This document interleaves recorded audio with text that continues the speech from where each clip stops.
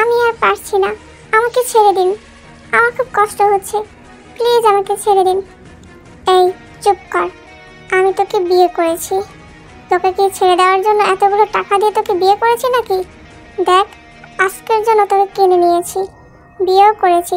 So এসব নেকা কান্না করা আমার সামনে করবি না। জাংকুক কথাটা বলে তেয়ের উপর আবার ঝাঁপিয়ে পড়ল। তেয়ের চোখ দিয়ে টপ টপ করে পানি পড়ছে। তে চিৎকার করতেও পারছে না। জাংকুক তেয়ের দু হাত চেপে ধরে পশুর নেয় যেন গিলে খাচ্ছে। অনেকক্ষণ পর জাংকুক তেয়ের উপর থেকে সরে যায় এবং পাশে শুয়ে পড়ে। দুইজন ক্লান্ত হয়ে ঘুমিয়ে যায়। 9টার দিকে তেয়ের ঘুম ভেঙে যায়। জাংকুকের দিকে তাকিয়ে ভাবতে লাগলো, কতটা নিষ্পাপ বাচ্চাদের মতো ঘুমিয়ে আছে। ইচ্ছে করে আপনাকে জড়িয়ে ধরে বুকে মাথা দিয়ে সারাটা জীবন পার করে দিই। ছি ছি, তুই এসব কি ভাবিস? তুই শুধু তার এক রাতের বউ, তোকে আজ তার কাছ থেকে চলে যেতে হবে। জাংকুকের ঘুম ভাঙতেই দেখে তে ওর দিকে তাকিয়ে আছে। জাংকুক তাড়াতাড়ি করে ঘড়ির টাইম দেখে। এই যে 9টা বেজে গেছে, আমাকে ডাক দিলে না কেন? আপনি এত সুন্দর করে ঘুমিয়েছিলেন যে তাই আপনার ঘুম নষ্ট করতে ইচ্ছা করছিল না। উফ, নেকা কথা বলো কেন? তোমার না বাবার অপারেশন, তাহলে কি যাবে না? হ্যাঁ যাব, আগে আপনি গোসল করে আসেন। তারপর জাংকুক আর কথা না বাড়িয়ে চলে গেল ওয়াশরুমে গোসল করতে। আর এদিকে তে রাতের কথাগুলো ভাবতে লাগলো। ফ্ল্যাশব্যাক। তে রাস্তায় দাঁড়িয়ে আছে, ওর সাথে লেখা তার দেহ বিক্রি করতে চায়। ওই রাস্তা দিয়ে জাংকুক বাইক নিয়ে যাচ্ছিল। তখনই নতুন মেয়েটাকে দেখে তে বাইকটা থামায়, কারণ তের মতো মেয়ে এর আগে এই রাস্তায় কখনো দেখেনি। এই মেয়ে, এক রাতের জন্য কত নিবে? পুরো এক রাতের জন্য আমার 1 লাখ টাকা লাগবে। তোমার যত টাকা লাগবে আমি দিব। তে জাংকুকের বাইকে উঠতে অনেক ভয় পেতে লাগলো। তারপর নিজেকে শান্ত করে ভাবলো, এমনিতেই তো উনি আমাকে সারা রাত টর্চার করবে, সেখানে ভয় পেয়ে এখন কি হবে? এত কাজ থাকতে এই ব্যবসায় কেন নামলে? আপনাকে কেন বলবো? আপনার তো দেহ লাগবে, তাই না? সেটা পেয়ে যাবেন, সেখানে ব্যক্তিগত প্রশ্ন কেন করছেন আপনি? জাংকুক কোনো কিছু বলল না, বাইক চালাতে লাগলো। চালাতে চালাতে একটি কাজী অফিসের সামনে থামালো। বিয়ে করব আপনাকে, কারণ আমি চাই আপনাকে 1 রাতের জন্য বিয়ে করে তারপর যা করার করব। বউয়ের সাথে সম্পর্ক কেমন হয় সেটা একটু ফিল করতে চাই। অনেক তো হারামভাবে করেছি, এখন একটু হালালভাবে চাই। না, আমি আপনাকে বিয়ে করব না। আপনি যেটা চেয়েছেন সেটা আপনাকে দিব, কিন্তু বিয়ের পক্ষে আমি নেই। আরে, বিয়ে করে কি সমস্যা? অ্যাটলিস্ট এমন নিজেকে মনে হবে না তুমি পতিতা মেয়ে, স্বামীর কাছে নিজের দেহ দিয়েছ। আর আমার একটু শখ হয়েছে তাই বিয়ে করতে চাচ্ছি। আর এমনিতে তোমার জীবনও বিয়ে হবে না। তে কিছু বলতে যাবে, তখনই তের ছোট বোনের কল আসে। আপু তুমি কোথায়? আব্বুর অবস্থা যে ভালো না, তুমি যত তাড়াতাড়ি পারো টাকা জোগাড় করে নিয়ে আসো আপু। ডাক্তার বলেছে তাড়াতাড়ি অপারেশন না করলে আব্বুকে বাঁচানো যাবে না। বোন আমার, একটা দিন যাক, আমি টাকা নিয়ে চলে আসবো। তুই কান্না করিস না, আমি আব্বুকে কিচ্ছু হতে দেব না। আমার জীবন দিয়ে হলো আব্বুকে বাঁচিয়ে রাখবো। ভয় পাস না বোন, কাল সকালের মধ্যে আমি টাকা নিয়ে চলে আসবো। আচ্ছা বোন, আমি ফোনটা রাখি। এই যে দেখুন, যা করার তাড়াতাড়ি করুন, তা না হলে আমার বাবাকে বাঁচানো সম্ভব না। আমার টাকাটা জরুরি প্রয়োজন, আমি বিয়েটা করব, কিন্তু দিনমহারের টাকা পরিশোধ করতে হবে। আর যদি আপনি রাজি থাকেন তাহলে বিয়েটা করব। জাংকুক আর তে কাজী অফিসের ভিতরে যায়। সাক্ষী চাইলে জাংকুক ওখানকার 2 জন মানুষকে টাকা দিয়ে কিনে নেয়। তারপর 5 লাখ টাকা দিনমহরে 2 জন বিয়ে করে ফেলে।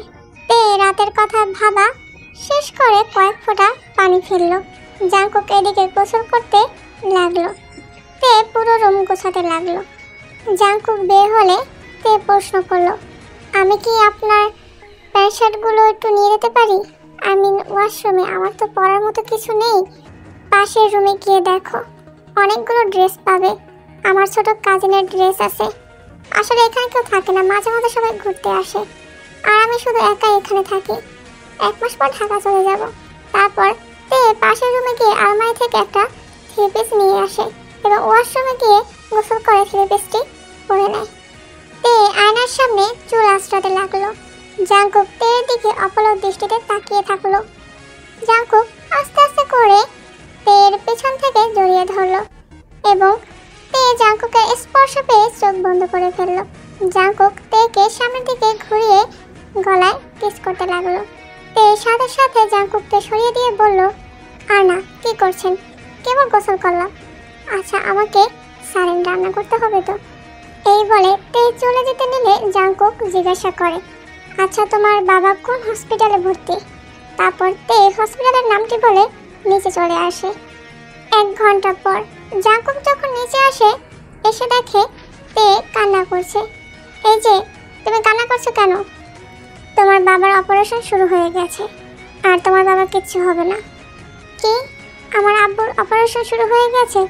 হ্যাঁ, 1 ঘন্টা আগেই টাকা পাঠিয়ে দিয়েছি। এতক্ষণে মনে হয় ওনার অপারেশন শেষও হয়ে গেছে। আপনাকে যে কি বলে ধন্যবাদ দেব, এই কথাটা বলে দৌড়ে এসে জাংকুককে জড়িয়ে ধরে। জাংকুকও ওকে নিজের অজান্তেই জড়িয়ে ধরলো। হঠাৎ এর মনে হলো তরকারি হয়তো পুড়ে যাবে, তাই জাংকুককে ছেড়ে দিয়ে তরকারির কাছে গেল। তে রান্না বান্না শেষ হলে তে আর জাংকুক একসাথে খেতে বসলো। আর তখন তে মনে মনে ভাবলো, আমি জানি আপনি এই বিয়েটা হয়তো শখে বসে করেছেন। এই বিয়ের গুরুত্বটা হয়তো কোনোদিনও বুঝবেন না আপনি। আপনার সাথে বিয়ে হয়ে গেছে আমার, আপনি আমার স্বামী। আজ হয়তো আপনার সাথে আমার শেষ দিন, কিন্তু আমি বেঁচে থাকতে আমার স্বামী হয়ে সারা জীবন আপনিই থাকবেন। প্রতিটা মেয়ের জীবনে একবারই বিয়ে হয়, আর সেটা আপনার সাথে হয়েছে আমার। তে কথাগুলো মনে মনে ভাবতে ভাবতে তের চোখ দিয়ে কয়েক ফোঁটা পানি গড়িয়ে পড়ল। জাংকুক অবাক হয়ে বলল, কি ব্যাপার, কান্না করছো কেন তুমি? জাংকুকের কথা শুনে তে তাড়াতাড়ি করে চোখের পানি মুছে ফেলল। তারপর হাসি মুখে বলল, কই, কিছু হয়নি তো, চোখে যেন কি পড়েছে। আচ্ছা, আমি চলে গেলে আমাকে ভুলে যাবেন তাই না? তোমাকে মনে রেখে আমি কি করব? তোমাকে আমি কিনেছিলাম 1 রাতের জন্য, আমার কাজ শেষ, মনে রেখে আমি কি করব? আর তোমার আবার কি লাভ? এই কথাটা বলে জাংকুক রুমে চলে গেল। এরই মধ্যে তের ছোট বোন কল করলো, আব্বু তুমি কই?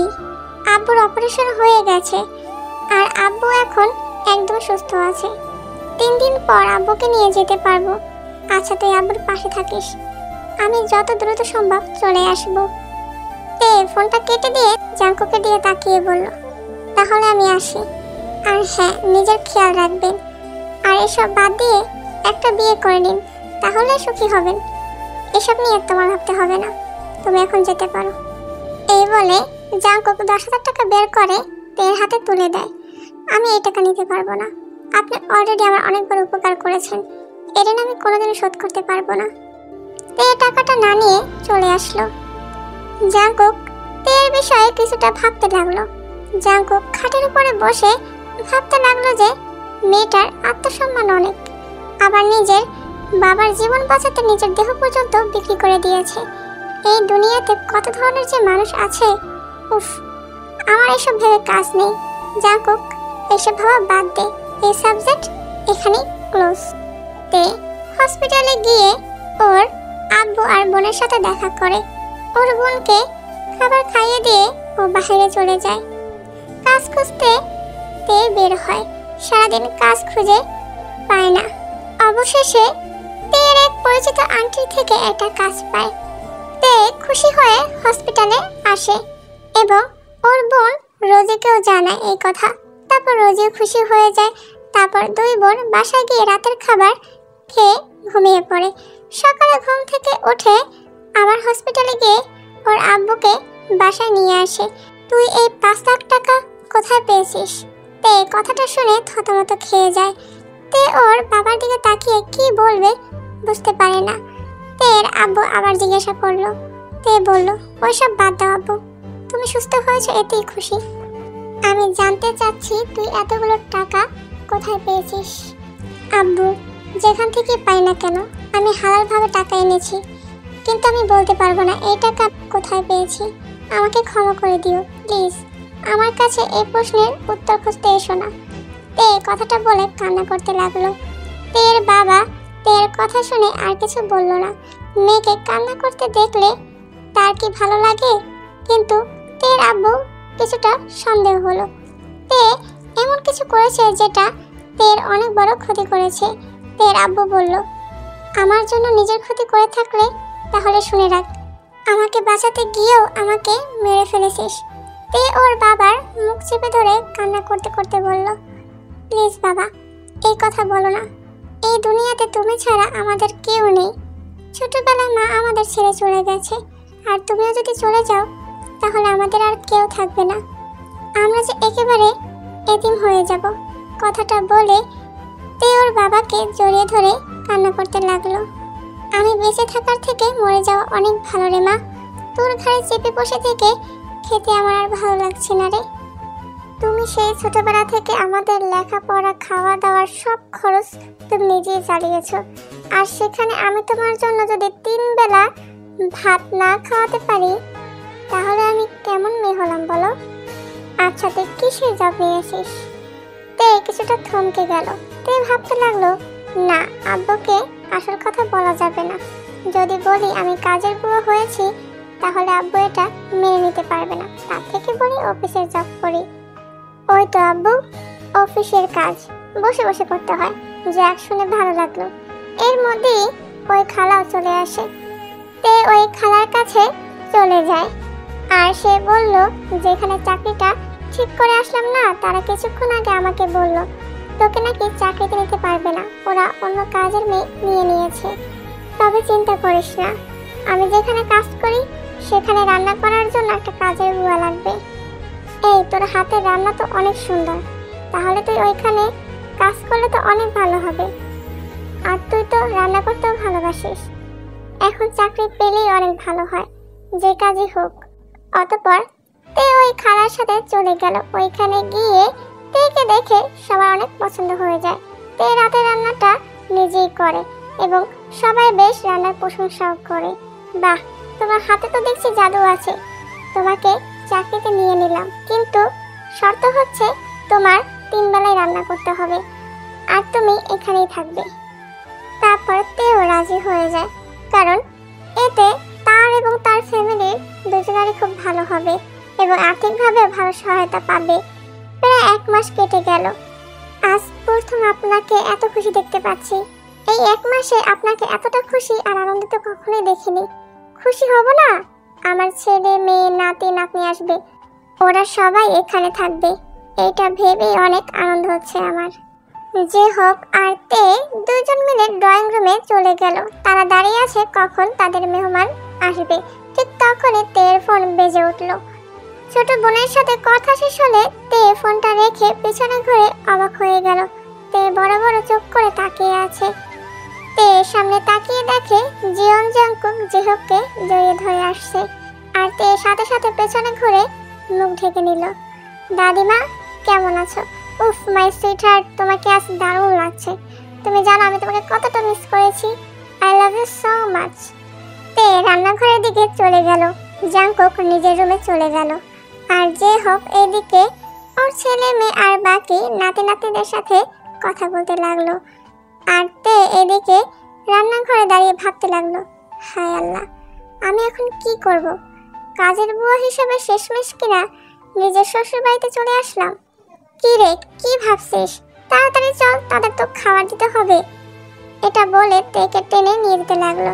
আর তখনই কার সাথে ধাক্কা লাগলো তের। সরি, আমি বুঝতে পারিনি ম্যাম। তে আর কিছু বলার আগে ঠাস করে তের গালে থাপ্পড় মারলো। ফালতু মেয়ে, চোখে দেখিস না কিভাবে হাঁটাচলা করিস? আর একটু হলেই পড়ে যেতাম। কালার মতো চলিস, চোখে কি দেখতে পারিস না? তে কি বলবে বুঝতে পারছে না। চোখ দিয়ে টপ টপ করে পানি পড়ছে। কি রে, কি হচ্ছে? থাম এবার। ও ইচ্ছে করে করেনি। আম্মা, তুমি বেশি কথা বলবে না। তুমি কাজের মেয়েদের বেশি পরিচয় দিয়ে মাথা তুলে ফেলছো। এই মেয়ে, আমার সামনে থেকে সরে যা। আমার মেজাজ আর গরম করিস না। তে হুট করে ওনাকে জড়িয়ে ধরলো আর সবাই অবাক হয়ে গেল। এইদিকে জাংকুক নিচে এসেছে। সে তেকে দেখে চমকে গেল। আর অন্যদিকে তে শক্ত করে জড়িয়ে ধরে আছে। তে দূরে সরে বলতে লাগে, সরি ম্যাম, ক্ষমা করে দিন, আমি আপনাকে ভুল করে জড়িয়ে ধরে ফেলেছি। তে কথাটা বলে ওখান থেকে চলে আসলো। এদিকে জেহবের কাছে গিয়ে বলল, ম্যাম প্লিজ আজকে আমাকে বাড়িতে যেতে দিবেন, আজ তো আমার ছুটির দিন, আমি সন্ধ্যায় চলে আসবো। অতঃপর সে তেকে আজকের জন্য ছুটি দিয়ে দিল। কিন্তু তে বলল সে দুপুরে রান্নাটা করেই যাবে। সমস্যা নেই তে, আমার বড় বৌমা সব সামলিয়ে নেবে। জাঙ্কুকের আম্মু বলল, তুমি যেতে পারো, আমি সব কিছু গুছিয়ে নিতে পারবো। অতঃপর তে ওইখান থেকে চলে যেতে নিল। তে একটা রিক্সা নিয়ে চলে যেতে লাগলো। তের মাথায় কিছু কাজ করছে না, বুঝতে পারছে না ওই মহিলাটা আসলে কে। হুবহু একদম ওর আম্মুর মতো দেখতে, কিন্তু ওর আম্মু তো মারা গেছে, তাহলে উনি কে? তে বাসায় ঢুকে সরাসরি তার বাবার কাছে গেল। আচ্ছা আব্বু, আম্মু কি সত্যিই মারা গেছে? তের কথা শুনে চমকে গেল। হ্যাঁ, কেন হঠাৎ আজ এমন কথা বলেছিস? আচ্ছা আব্বু, আমার নানা বাড়ি কোথায় আর আমার দাদা বাড়ি বা কোথায়? এসব জেনে কি করবি? আমার জানার খুব ইচ্ছে হচ্ছে। সবার তো নানু দাদু বাড়ি আছে, তাহলে আমারও আছে তাই না? কেউ নেই তোর, যা এখান থেকে, এইসব বিষয়ে কথা বলতে চাই না। তে ওর বাবার হাত ওর মাথায় রেখে বলল, তুমি মিথ্যে বলছো বাবা, সত্যিটা বলো। শুনতে চাস কেন আমরা আলাদা? তাহলে শোন, আমি আর তোর আম্মু ভালোবেসে বিয়ে করেছিলাম। তোর আম্মু আমার আব্বুর বান্ধবীর মেয়ে ছিল, আমরা একসাথে পড়াশোনা করতাম। তোর আম্মুর বড় বোনের সাথে আমার বিয়ের আলোচনা হয়। পরে যখন আমরা জানতে পারি এই ঘটনা, তখন পুরো বিষয়টা খুলে বলি আমার বাবা মাকে, কিন্তু তারা কিছুতেই তোর আম্মুকে মেনে নিতে চায় না। অতঃপর আমরা দুজন পালিয়ে যাই, তারপর আমরা বিয়ে করে নিই। ওইখানে আমি একটা জব নেই, ভালোই যাচ্ছিল দিনকাল। প্রথম আমাদের ঘরে তুই আলো হয়ে আসলি, কিন্তু রোজি হওয়ার পর থেকে তোর আম্মুর ব্যবহার চেঞ্জ হতে লাগলো। তোর নানা বাড়ির সাথে আবার সম্পর্ক জোড়া লাগতে লাগলো, আর এদিকে আমার চাকরিটা চলে যায়। তোর আম্মুর ব্যবহার আরো চেঞ্জ হয়ে যায়, প্রতিদিন ঝগড়া হতো। পরে সহ্য করতে না পেরে তোর আম্মুকে ডিভোর্স দিয়ে দিই। তোর আম্মু তোদের নিয়ে যেতে চাইলে আমি দেই না। পরে ওর আব্বা আম্মু এসে ওকে নিয়ে যায়, আর আমরা ওইখান থেকে অন্য জায়গায় চলে যাই, যাতে তোদেরকে নিয়ে যেতে না পারে। তারপর আর কোনো যোগাযোগ রাখিনি। তুই তোর আম্মুর কথা জিজ্ঞাসা করলে বলতাম তোর আম্মু মারা গেছে। তে তার বাবার কথাগুলো শুনে কান্না করতে লাগলো। তে বাইরে চলে গেল কান্না করতে করতে। অন্যদিকে রোজি লক্ষ্য করলো তার বোনের চোখে পানি। কি হয়েছে আপু, তুমি কান্না করছো কেন? কিছু হয়নি রে, এমনি ভালো লাগছে না। তোর পড়াশোনা কেমন চলছে? হ্যাঁ ভালো, কিন্তু তোমার কি হয়েছে, এমন করছো কেন? তুমি কান্না কেন করছো বলো তো? কই কান্না করছি, চোখে কিছু একটা পড়েছে হয়তো। আচ্ছা চল, তোকে মাথায় তেল দিয়ে দিই, খাবারগুলো তো ঠান্ডা হয়ে যাচ্ছে। তে রোজির সাথে হালকা খেয়ে নিজের রুমে চলে আসলো। ছোট একটা ডায়েরির ভিতর থেকে ওর আম্মুর ছবি বের করে বুকে জড়িয়ে কান্না করতে করতে বলল, আম্মু তোমাকে এত কাছে পেয়েও তোমাকে বলতে পারলাম না আমি তোমার সেই ছোট্টতে। আম্মু আমাকে বুকে জড়িয়ে নাও না, বড্ড তোমার আদর খেতে ইচ্ছে করছে আমার। আম্মু তুমি তো নতুন সংসার, স্বামী সন্তান নিয়ে সুখে আছো, কিন্তু তোমার আর দুইটা সন্তান কেমন আছে তা তো জানোই না। হয়তো তুমি আমাদের কথা ভুলেই গেছো। যাই হোক, আমিও চাই না তুমি আমাদের মনে রাখো, আমাদের ভুলে গিয়ে সুখে থাকো তুমি। বিকালে দু বোন একটু ঘুরতে বেরোলো। রাস্তা দিয়ে যখন আসছিল তখন একটা গাড়ি তে আর রোজির সামনে থামালো।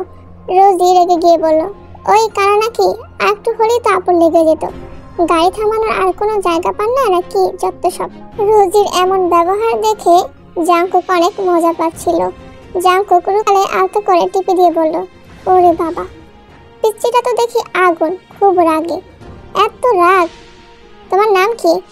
স্টপির ছেলে, এত বড় সাহস আমার গায়ে হাত দেন, আপনার হাত আমি ভেঙেই ফেলবো। রোজি কথাটা বলে জাঙ্কুকের পায়ে একটা শট মেরে ফেলে দিয়ে হাত মারতে যাবে, সাথে সাথে তে ওকে ধরে বলল, এই বোন আমার, মাথা ঠান্ডা কর, এসব কি করছিস? আরে তোকে উনি বাজে ইঙ্গিত করে ধরেনি। জাংকুক রাস্তায় পড়ে যাওয়াতে হাত কিছুটা ছিলে যায় আর রক্ত পড়তে লাগলো। জাংকুক হাত এগিয়ে দিলে তে রোজিকে সরিয়ে দিয়ে জাংকুকের হাত ধরে তুলে ধরে বলল, ক্ষমা করে দিবেন, আসলে আমার বোনটা ছোটবেলা থেকে একটু রাগ বেশি। আরে না, আমি কিছু মনে করিনি। যাক, তোমার বোন তোমার মতো এত নরম না। রোজি তার বোনের কাণ্ড দেখে সে রাগ করে হাঁটতে শুরু করে আর তে নিজের ওড়না ছিঁড়ে জাংকুকের হাতে বেঁধে দেয়। তুমি এখানে কিভাবে? আমি তোমাকে তো অনেক খুঁজেছি, কোথাও পাইনি। আচ্ছা, তুমি আমার বাসায় কি করছিলে? আর আমার বাসায় কাজের লোক হিসেবে কিভাবে কি বুঝলাম না। আগে থেকে কি বাসা চিনতে? আজব তো, আমি কিভাবে জানবো ওইটা আপনাদের বাসা? আমাকে ওখানে আন্টি চাকরিটা দিয়েছে আর সেই হিসেবে আমি সেখানে গিয়েছি। আর এমনি তো আমি চাকরিটা ছেড়ে দেব। দেখো, দাদিমা তোমাকে অনেক ভালোবাসে, তাই প্লিজ এমন করবে না। ফুপির ব্যবহারের জন্য আমি তোমার কাছে ক্ষমা চাচ্ছি, তাও এমনটা করবে না। আমার ফুপির মাথা এমনিতে একটু গরম থাকে সবসময়। ওনার উপরে রাগ করে দাদিমাকে কষ্ট দিও না। ওনার উপরে আমার কোনো রাগ নেই, আমি কেন রাগ করতে যাব? উনি আমাকে অনেক ভালোবাসে। অতঃপর তে চাকরিটা ছাড়লো না, কারণ তার হাতে অন্য কোনো চাকরিও ছিল না। বাধ্য হয়ে তাকে থাকতেই হলো। কিন্তু হঠাৎ একদিন ডাইনিং টেবিলে জাংকুক বলে উঠল, ওই শোনো, তোমার হাতের বেগুন ভর্তাটা অনেক মজা, আজকে একটু বেগুন ভর্তা করো, সাথে আলু ভাজিটাও। এ কি দাদু ভাই, তুমি বেগুন ভর্তা কবে খেলে? ও তো কখনো এটা বানায়নি। সবাই বেশ অবাক হলো জাংকুকের কথায়। আরে দাদিমা, আমি ভেবেছি ওর হাতে রান্না যেহেতু সবকিছুই ভালো লাগে, তাহলে বেগুন ভর্তাটা হয়তো মজা হবে। তারপর জাংকুক বলে উঠল, তোমার কাজ শেষ হলে আমার রুমে আসো, একটু রুমটাও গুছিয়ে দিয়ে যাবে। অতঃপর তে জাংকুকের সাথে রুমে গেল, কিন্তু জাংকুক রুমের দরজাটা লাগিয়ে দিচ্ছে। কি হলো, দরজা বন্ধ করে দিচ্ছেন কেন? কি গোছাতে হবে বলুন, আমি গুছিয়ে দিচ্ছি। আমাকে গুছিয়ে দিলেই হবে, আর কিছু গোছাতে হবে না। তুমি কি চাও আমি অন্য নারীর সাথে এসব করি? তুমি তো আমার বিয়ে করাবো, তোমার সাথে আমার ডিভোর্সও হয়নি, তোমার উপর আমার পরিপূর্ণ অধিকার আছে। তুমি আমাকে আমার অধিকার থেকে বঞ্চিত করতে পারো না। আপনি তো আমাকে এক রাতের জন্য বিয়ে করেছেন, তাহলে এখন এসব কেন করছেন? বলেছিলাম, কিন্তু এখন আমাদের ডিভোর্স হয়নি। এটা বলে তেকে নিজের কাছে টেনে নিল। ছাড়ুন, কেউ এসে গেলে সমস্যা হবে, আসুক। আমি আমার স্ত্রীকে কাছে টেনেছি, অন্য কাউকে না। একজন পতিতা মেয়েকে স্ত্রী দাবি করছেন? আপনি তো দেখছি মহান ব্যক্তি। একদম চুপ করো, কোনো কথা বলবে না। তে আর বাধা দিল না, কারণ এটা জাংকুকের অধিকার। তে সবকিছু সহ্য করতে লাগলো। তুমি ড্রেস ঠিক করে চলে যাও। তে উঠে ওর ড্রেস ঠিক করে রুম থেকে বের হয়ে গেল। তে নিচে গিয়ে দেখে সবাই বসে গল্প করছে। এদিকে জেহাব বলতে লাগলো, তে তুমি একটু গেস্ট রুমটা পরিষ্কার করে দাও, আমার হবু নাত বউ আসবে। এইদিকে জাংকুকের আরেকটা কাজিন, যে তেকে খারাপ নজরে দেখছিল।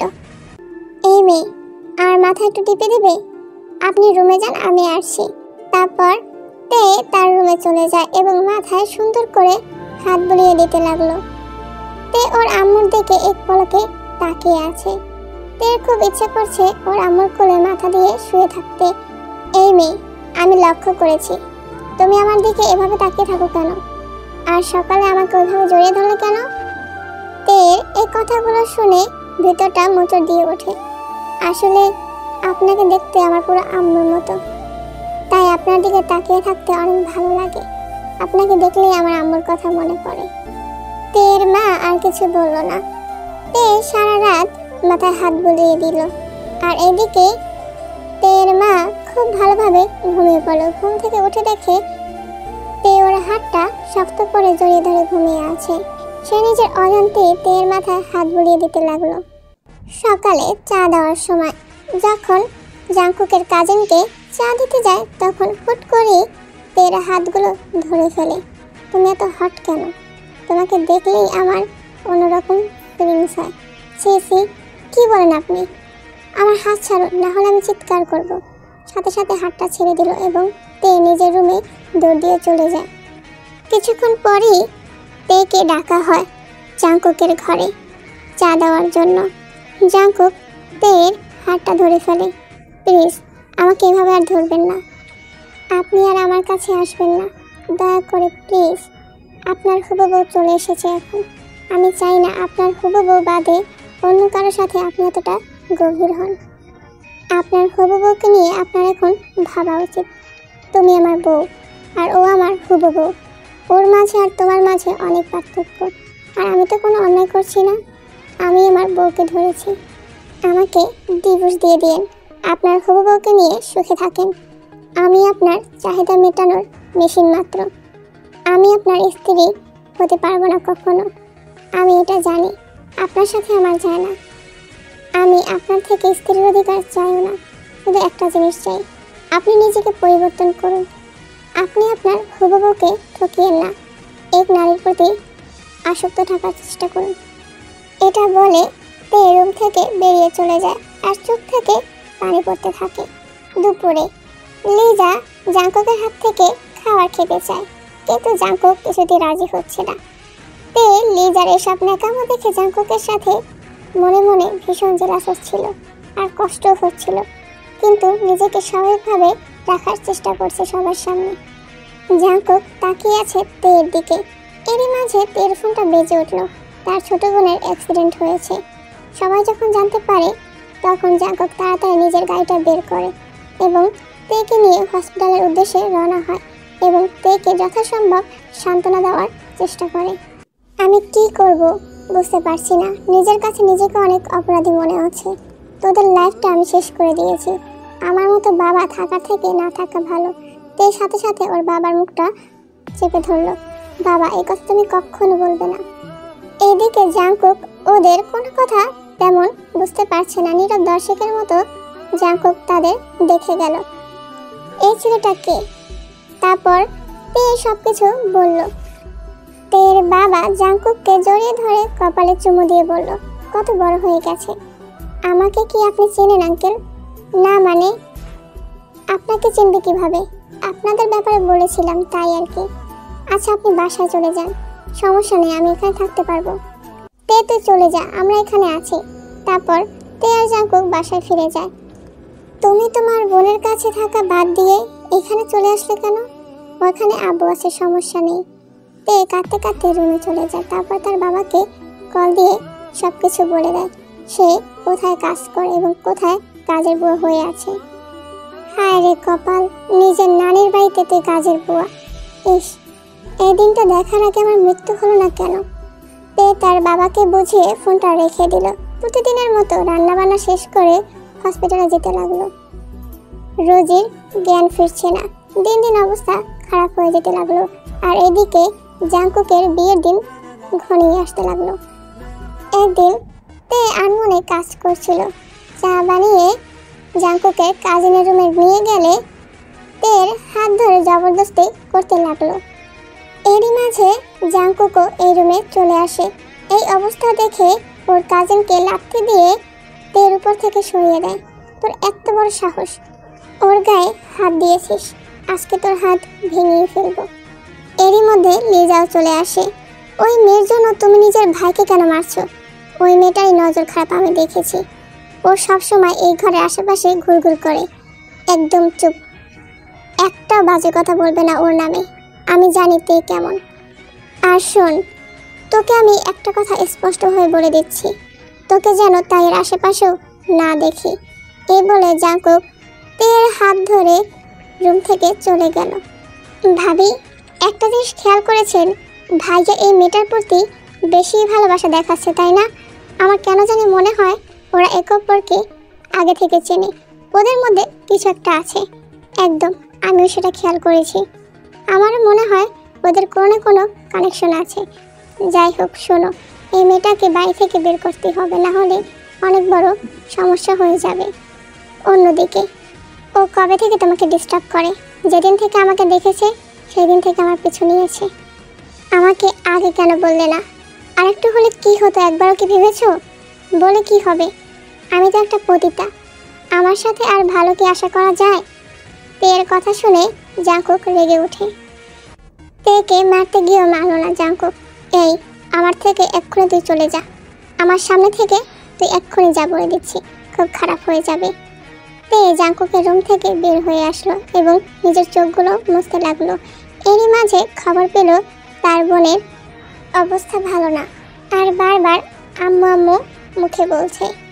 তে কিছু বুঝতে না পেরে সরাসরি তার আম্মুর কাছে চলে যায়। প্লিজ আমার সাথে আপনি একটু হসপিটালে যাবেন, আপনাকে বড্ড প্রয়োজন।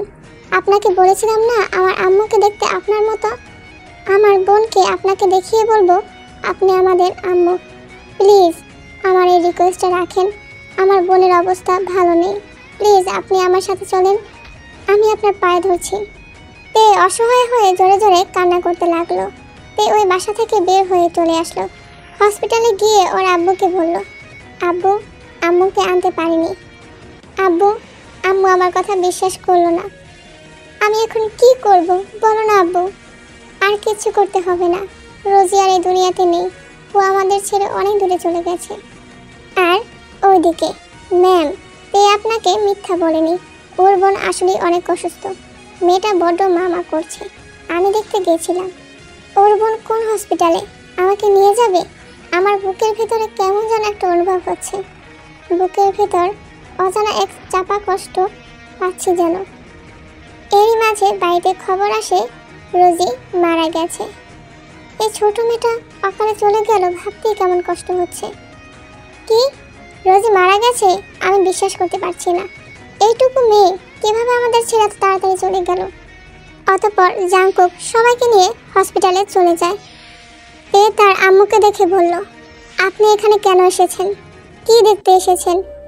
আর আপনি চলে যান, আপনাকে আর প্রয়োজন নেই, এক্ষুনি এখান থেকে চলে যান, আমার বোনের আর আপনাকে দরকার নেই। আমার বোন চলে গেছে তো, ওর শেষ ইচ্ছেটাও পূরণ করতে পারেনি। জাঙ্কুক তের কাছে গিয়ে সান্ত্বনা দিতে লাগলো, তুমি শান্ত হও।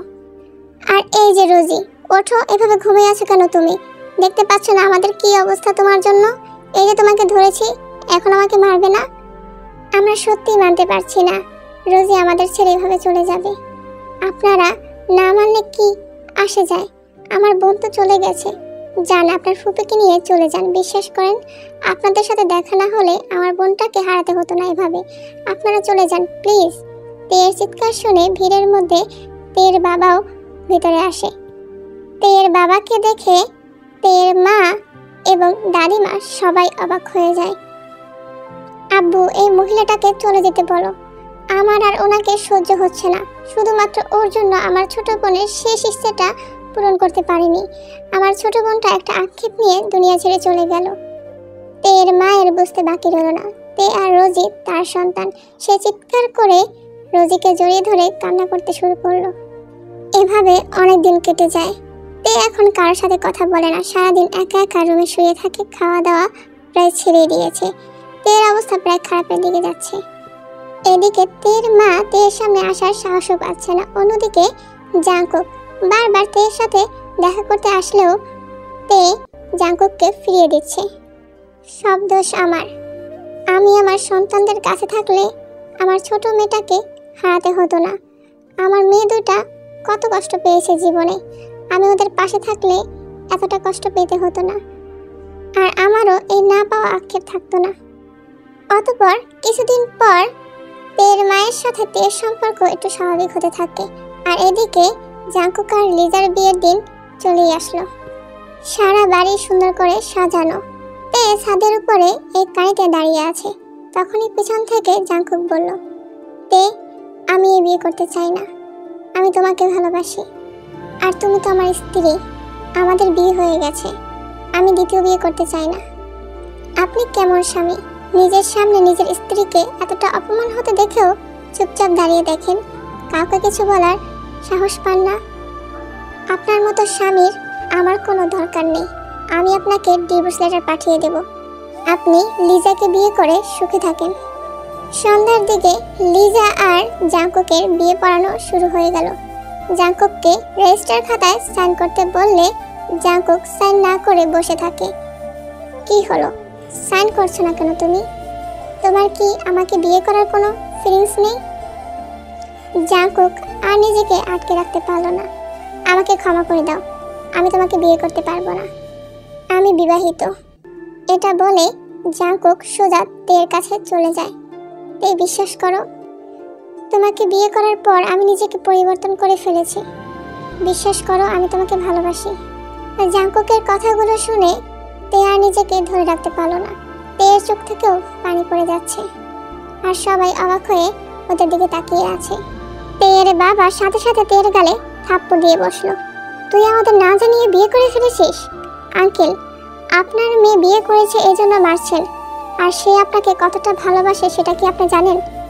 আপনার জন্য আপনাকে বাঁচাতে গিয়ে সে কি পথ ধরেছিল, সেখানে তো আমি শখে বসে ওকে বিয়ে করেছিলাম বলে আজ আপনার মেয়েকে এত ভালো দেখতে পাচ্ছেন, আর আপনিও সুস্থ আছেন। প্লিজ আমাকে ক্ষমা করে দাও। তোমার মতো এত ভালো স্ত্রীকে আমি হারাতে চাই না। যাকে এতটা কষ্ট দিলাম তারপরও সে সবসময় আমার কথা ভেবে গেছে। আমি তোমাকে মন থেকে আমার স্ত্রী হিসেবে মেনে নিয়েছি। দাদিমা, তোমার নাতনিকে বোঝাও, আমি ওকে ছাড়া বাঁচব না। অতঃপর সবাই মিলে তে আর জাঙ্কুকের আবার বিয়ে দিল, আর বেচারা লিজার ভালোবাসা অনসাইডেড হয়ে গেল।